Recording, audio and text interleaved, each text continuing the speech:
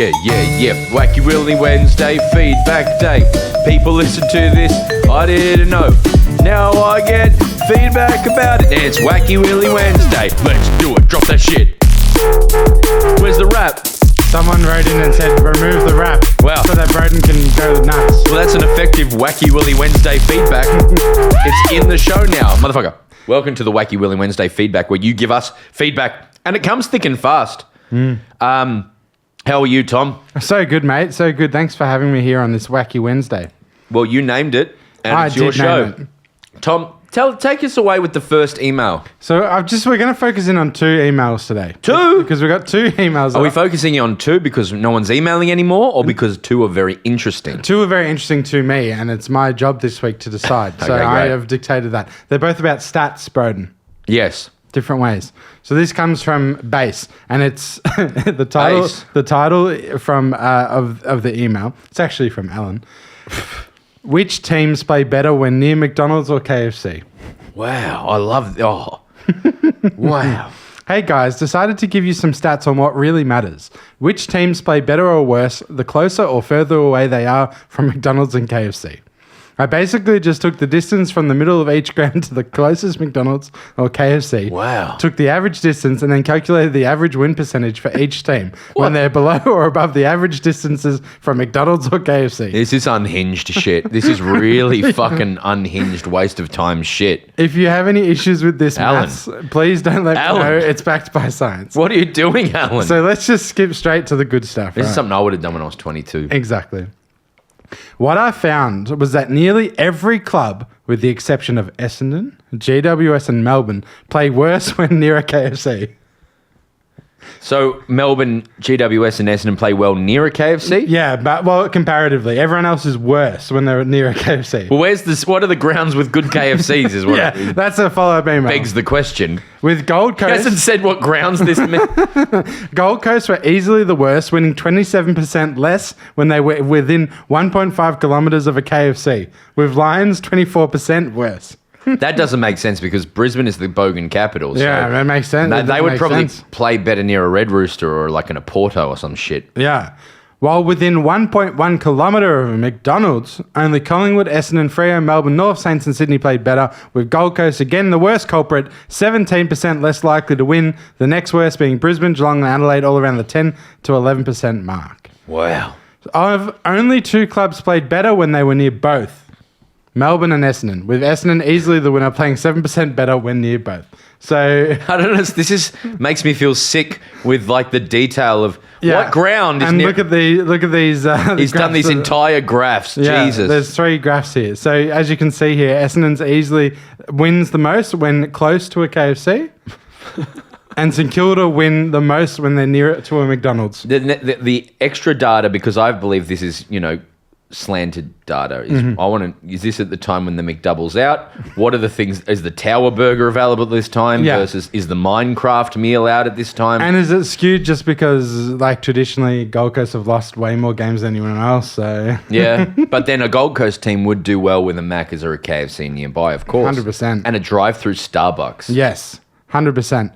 Well, that's it from Alan. That's incredible. That's the TikTok. That's a TikTok. That's a TikTok there, talking about KFCs and McDonald's. And how close they are to grounds and shit. Yeah. Like that's the most this show thing I've ever fucking heard. 100%. I know Alan is it tunes into my Twitch streams, Alan? into the lives on Wednesdays. Why'd you call him Base? Because that's his username. I didn't know. I didn't want to dox him. Now we know his name's Alan and he's called Base, But All right, whatever. Base. Next one is a big one. And there's a big visual component. So I'm going to need to use my language ability, but I'm also going to... You are a very good describer of... You are a good language person. When you used to be single. Anyway. Anyway, if you want to see the visual, head to YouTube. I'm going to screen record right now. And yes, that is a sync point for me later. So, someone built us a new website. Why? This is from Jim. Hi, Tom. A website? My name is Jim. I'm an avid listener and fan, and I work for myself in report automation. I like the Odd Fuck does Passion that project mean? and thought it would be cool to see if I could automate comparing your ladder predictions with a live and up-to-date ladder.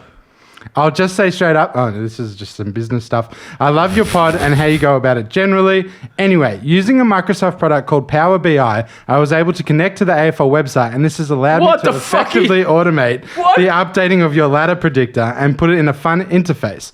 So you can see here, we can sort by team and see what the predictions are. So basically it's like a web page, and you can sort by see who Marnes had at 18th, see who Marnes had at first. Wow. And then we can see who's winning. So we click the button who's winning. It takes us somewhere. It says as at round 5, Marnes is leading with a score of 52. How's that possible? She's leading Tom by 18 with a score of 70. So it's basically gone through and said Brisbane is first, Marnes had him at 2, Broden had him at 7, I had him at first. So Marnes loses 2 points, I get 0 points, and Broden gets 7 points. So the lowest score is best. And then you can select the round. So we can see after round 3, we can see that Marnes was leading with 72. I don't know if that worked, actually. Did round 3 work? Did that work? Yeah, it's working somehow. Anyway, it's a cool little aggregate thing. Jesus. But then Some people are very smart. But then we can also see a graph here, Broden, scores by round. And I'm dropping dramatically. Well, Marnes is dropping dramatically, and that means that she started off, her ladder predictor was a little bit off, and now it's coming really good. Dropping is good, isn't it? It's good. You want the lowest score. It's golf. So you're getting worse. So this is pretty much how we expected it to be. So this is a very cool thing. And then they have a final page, which is by team analysis. Is this tipping? This is all tipping. I probably didn't explain this. I thought for a while there it was about the ladder prediction. It is. But is it about tipping? Weekly tipping, I'm wondering. I thought it was about our ladder prediction. Yes, because this is our ladder predictions. Yeah, but yeah. But do you think there's some tipping here as well? No, I don't know. I don't think there's tipping here. I think it's just about ladder predictions. I'm just happy that they've used the same colours as our brand. Yeah. Our brand kit.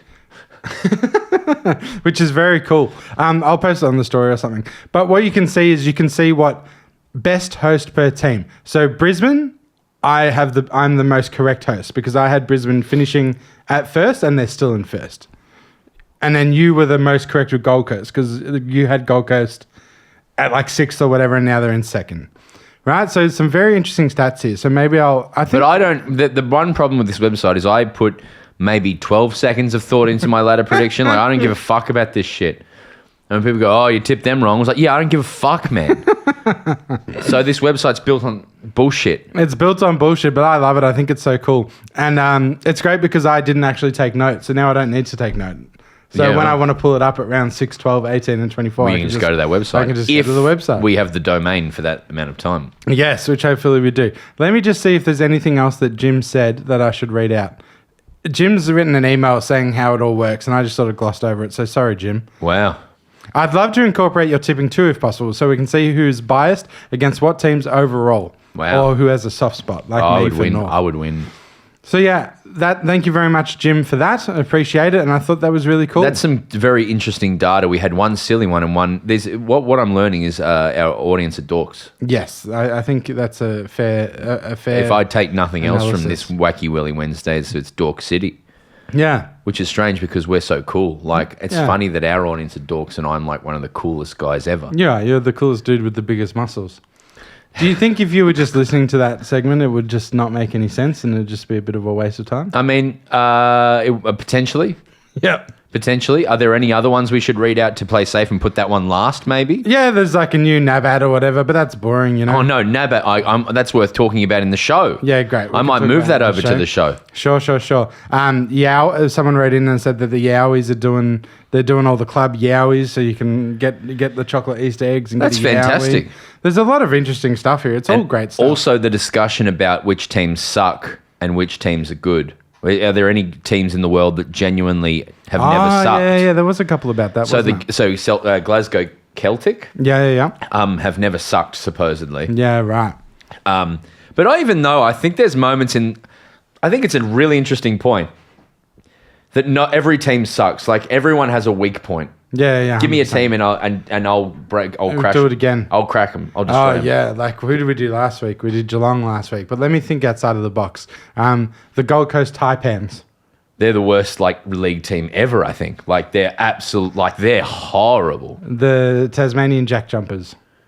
well, they lost this. They just dropped off dramatically after winning it last year. Now they fucking suck. So, Yeah, I can't think of exactly. You know, what about AFL teams though? I'll destroy. Yeah, I agree with you. No one stayed up the top forever though. So like the proof is in the pudding, mate.